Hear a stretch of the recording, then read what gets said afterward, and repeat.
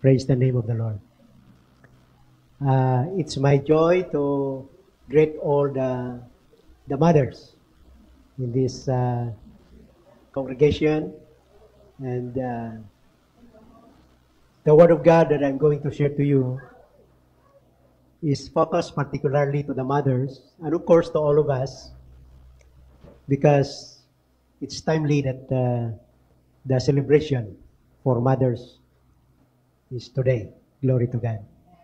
So that you could easily follow the sharing that I'm about to share to you today, the title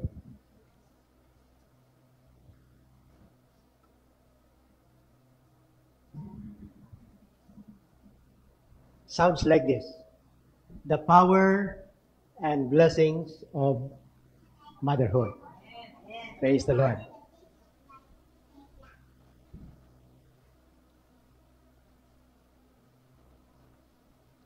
First of all, so that we understand well, mothers are God's idea. Ang Panginoon mismo ang nagplano tungkol dito, ang pagiging mother ninyo.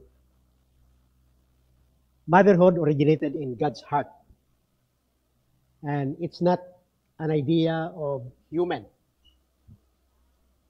If we are going to read in the book of Genesis, chapter 1, verse 27 to 28, masyadong maliliit doon. Kaya dito ako titingin. It says like this: So God created man in His own image. In the image of God, created He him. Male and female, created He them. That is stated in the book of Genesis. God created man in the image of God, and God's intention for man is to reveal the father heart of God. Much more, when God created women, God also created in the image of God, and He has chosen to put something of His maternal heart with them. Kaya, yung maternal heart ng ating Diyos ay inilagay sa inyo, mga mothers. We see this described in the word Almighty. Tignan natin, napakaganda. One of the many names of God. At sa pagkasulat sa original language, El Shaddai. Ibig sabihin, the God of the total provision. Yung word na El, ibig sabihin, the powerful, mighty, eternal God. And the word Shaddai comes from the root word Shad, which is the Hebrew word for breast. Kaya ang Shaddai ay pinapakita ang puso. It literally means the breasted one. This is a picture of God Himself as a nursing mother. One who longs to comfort us, protect us, nurture us, and gather us in His arms. Mga kapatid, we are not El Shaddai, but we are little shads, meaning chosen to reveal God's mother heart to the world. Glory to the name of the Lord. That's why women are born for this purpose. And it is your destiny. As you embrace motherhood, you fulfill true function as woman. And what does it mean to embrace motherhood? It means to put your arms around it and hug it tightly, to totally accept it, to make it your life work. Secondly, mothers are womb men, or men with womb. Bakit?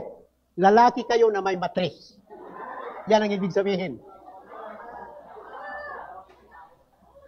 Womb is woman's distinguishing destiny. Sa Webster Dictionary, it explained that the word woman is a combination of the words womb and man. Woman, therefore, means woman or man with womb, lalaki na may matris. The womb is God's beautiful gift to woman. Glory to God. God was preparing you for motherhood even in your mother's womb. Kahit nung sa pupunan pa kayo ng iyong mga nanay, dinisign na kayo ng Panginoon ng ganito. By the time you were born, you had over 1 million eggs prepared and waiting for your destiny for motherhood. That's why Satan hates the womb. Galit na galit ang kaaway dahil sa inyong matris. Kaya maraming nagkakasakit sa matris. Tinitira ng dyablo yan. He knew that through the womb of a woman would come the Messiah, the Savior of the world, who would destroy his head. He knows it is through the womb of the woman that the godly seed comes to destroy the work of Satan. Another one, womb is life-giving. Praise the Lord. In Genesis chapter 3, verse 20, the man named his wife Eve, meaning the life-giving one. And Eve in Hebrew, it means Java, and it means life-giver. Eve was the prototype of all women, and womb is woman's blessing. Glory to God. Can you say amen for that? In Genesis chapter 49, verse 25, it speaks of the Almighty, who shall bless thee with this blessing of the breast and of the womb. Nakalagay yan sa Genesis 49:25, na pinagpala kayo ng Diyos dahil sa iyong barukong suso at saka yung matris. Glory to God. And do you receive that your womb is a blessing from God? Hallelujah. Another one, womb is woman's glory. In Hosea chapter 9, verse 11, it says, For Ephraim, their glory shall fly away like a bird from the birth and from the womb and from the conception. Another one, womb is a heaven place for miracles. Glory to God. It's not only a heaven of worship, but even of miracles. The greatest miracle in history took place in a womb. It was here that God became man. Glory to God. And Jesus himself was conceived in a womb. Every child that is conceived in the womb is a miracle of God's creation. Womb is a workshop of God's creation. Kaya yung matris ninyo, ginagamit ng Panginoon as a workshop so that children will be born from that matris. In Isaiah chapter 44, verse 2 and verse 24, the Lord hath made thee that formed thee from the womb. Glory to God. In Psalm chapter 139, verse 13 to 17, it says, King David said, You made all the delicate inner parts of my body and knit them together in my mother's womb. Glory to God. And thank you for making me so wonderfully complete. It is amazing to think about your workmanship is so marvelous. Hallelujah. God says, mother teachings will be a light to her children. Kaya, napaka-importante talaga ang role ninyo bilang mother. Teaching is a part of a mother's career. The greatest command that has been given to parents, we can read that in the book of Deuteronomy, chapter 6, verse 4 to 9. And what does it mean to teach them diligently? Yun ang sinasabi ng Deuteronomy 6, 4 to 9. Teach them diligently. Meaning, to impress sharply by verbal repetition. Kaya kayong mga nanay, di ba palaging sinasabi sa mga anak. To show, to engrave, and to make them penetrate. So nga hanga mauma dagiti mothers nga mangpalpalagip, mangisursuro, ken mangigagayad kadagiti anak. And it sounds like a full-time job to you. Hallelujah. Being a mother is really a full-time job. Not only full-time job, but much more than that. It is certainly something that we can take lightly. Another thing about motherhood is mothers are teachers. Yan ang sinabi ni King Solomon sa Proverbs chapter 6, verse 20 to 24. How shall we teach our children diligently? This is the acronym of diligently. D means daily. Araw-araw yan. Interestingly. Lovingly. Intently. Gently. Encouragingly. Naturally. Totally. And laboriously. Teaching your children is a labor of love. Amen? Hallelujah. Mothers are the best teachers. Kayo ang pinakamagaling na nagtuturo, especially sa mga anak, mga apo. What should we teach our children? There are 7 L's. 1, hindi Lord na to listen. Lato. Yeah? In 1 Kings chapter 3, verse 3 to 14, God blessed Solomon because he asked for a hearing heart. And the Hebrew word for that means shama. At ang ibig sabihin, to hear with attention and obedience. Second one, L, is to learn. Learning comes by listening. And the other L is to labor. Another one is to love. Tinuturuan nyo pa rin ang mga anak, mga apo, how to love. To love, to live for Christ, and to launch. In Proverbs 31 verse 10, who can find a virtuous woman, for her price is far above rubies. As mothers and homemakers, you have an enormous career. In your high calling of motherhood, you are childhood psychologist. You are creative designer. You are children's pastor. Hallelujah. And you are home builders. You are also barbers. You are accountants. You are coaches. You are entertainers. You are hostesses. You are hygienists. You are interior decorators.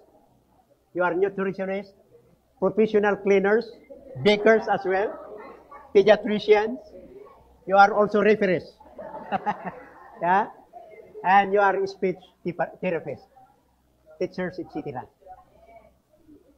One thing is this. Mothers, you are director of home affairs. Hindi lang housewife. You are director. Hallelujah. In 1 Timothy chapter 5 verse 14, it says, I will therefore that the younger woman marry, build children, guide the house, give none occasion to the adversary to speak reproachfully. The phrase, guide the house, is an interesting one. Why? The word in the Greek is oikospito. At ano ang ibig sabihin?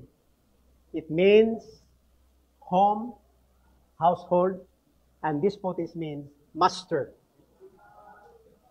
Kaya, ang ibig sabihin, mothers are master of home or director of home. Meaning, the role to rule the house. Kaya kayo ang boss sa loob ng tahanan. What name do you give to your extraordinary role when asked your occupation? My wife, don't use the word housewife, as it has negative connotation. She preferred to use this title. Home manager, or nation builder, or changer. Another one, director of home affairs. Kaya masyadong mababa at may negative connotation pag gamitin ang word na housewife. Mas mabuti, manager of the home. Glory to God. Keep your mother heart beating strongly in your home. Mothers, you are the heart of your home. Without you, your home will crumble. Here are some of the things you do in your powerful role as homemakers. You make your home a house of prayer. Another one, household of faith. Habitation of love. Home of hospitality. Home of happiness. Home of harmony. Home of holiness. And home of honesty. Home of humility. Home of health and healing. Home of hearty food and fellowship. Hearthstone where all delight to come. Mothers are home builders. A home where God dwells. Mababasa yan sa Revelation 3:20. A home of righteousness. Proverbs 3:23. A home of treasures. Proverbs 15:6. A home of light. Matthew 5:15. And a home of praise and worship. Especially a home of prayer. A home of hospitality. Okay. Before my wife will pray for you, especially to the mothers.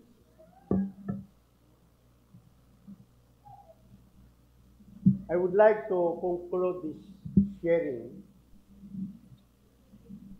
As one time I heard a story that the love of mothers is just like the love of God or the love of our Lord Jesus Christ. There was a single mother, and this mother has only one child.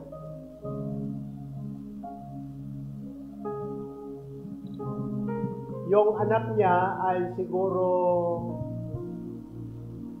around 7 to 8 years old. Pumapasok na sa paaralan. One early morning, the son woke up. Then he tries to look for his mother. Wala yung nanay niya sa kwarto. Maaga pa lang. So slowly, itong bata, hinahanap niya yung mother niya, kaya bumaba. Yung mother niya, naghahanda ng breakfast. Nagluluto.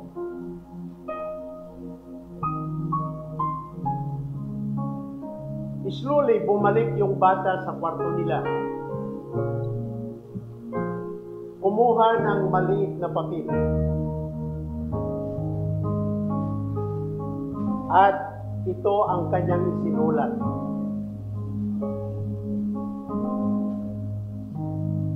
Ito ang mga utang ni nanay ko. Unang utang ni nanay ko, 100 pesos. Dahil hindi ako binilhan ng bagong laruan ko nung nag-birthday ako. Pangalawang utang ni nanay ko, 100 pesos. Hindi ako binilhan ng bagong damit nung birthday ko. Pangatlong utang ni nanay ko, another 100. Hindi ako binilhan ng chocolate nung birthday ko. Total ng utang ni nanay ko, 300 pesos. Linukot na di nga basit nga papel. Nagininayat nga napan niya table nga pangananda. Kasi nakasit na yung mga plato. Inlukid na ijay pinggan ni mother na. Then nagsubli. Nung nakahanda na yung pagkain, the mother called the son. Anak, bababa ka na. Kain na tayo. Baka malit ka sa school. Yung bata nahihiya. Kasi mayroon siyang ginawa. Sapagkat Christian sila, nanalangin sila bago sila kumain. Idibaliktad ni inang najipinggan ni at papil. Maliit na papil. Binuksan niya. Binasa niya silently. Wala namang sinabi yung nanay, inisamlaan, imbulsa na. Yung bata, ang bilis kumain kasi nahihiya.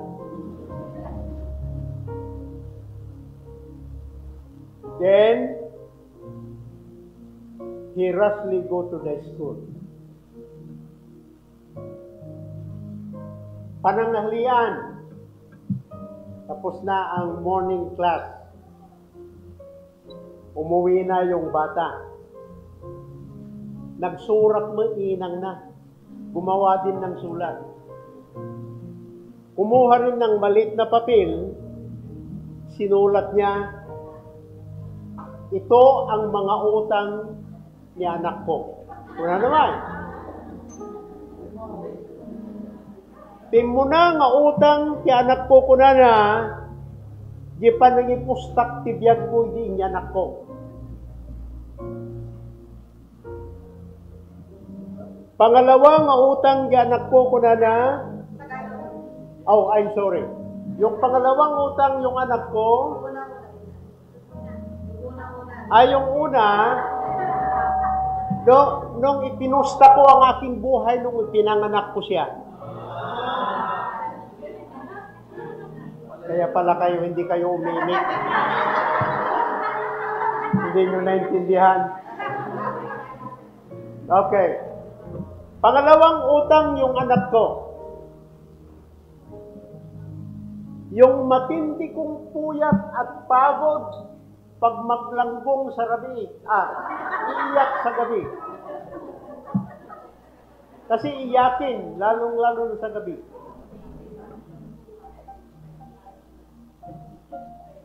Matinding pagod at puyat.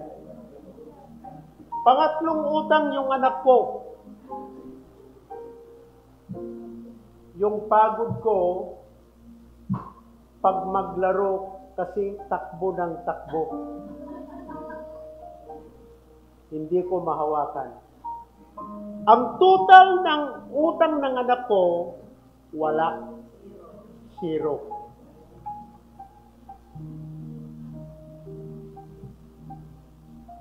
Tumingin yung anak at sabi niya, Nanay, patawarin mo ako. Ang akala ko, ang laki ng utang mo sa akin. Mas malaki pa sa aking katawan pala ang utang ko sa iyo. And that is the love of the mother. The same thing, much more, the love of Jesus to all of us. Ginawa lahat ni Jesus upang ang bawat isa sa atin ay mapatawad, matubos ang ating mga kahinaan at kasalanan. Kaya mga kapatid, especially sa mga mother, ang iyong pag-ibig ay kagaya ng pag-ibig ng Diyos, pag-ibig ng ating Panginoong Hesus. really a blessing that mothers like you, glory to God, God has given you this kind of heart and love. Kaya congratulations. We are so glad, we are so blessed that we have mothers like you. Kaya every family should be glad and thankful because there are mothers like you, most especially mothers that their lives is dedicated to the Lord. Glory to God. Serving the Lord, serving the family, serving even the brothers and sisters in the family of God. Glory to God. Kaya, congratulations. Ipag-pray kayo ni Mrs. Arquero that the Lord will bless you more, use you more, and many more people will be blessed because of you. Lahat na mother, tatayo kayo mga kapatid, tatayo tayo. Hallelujah.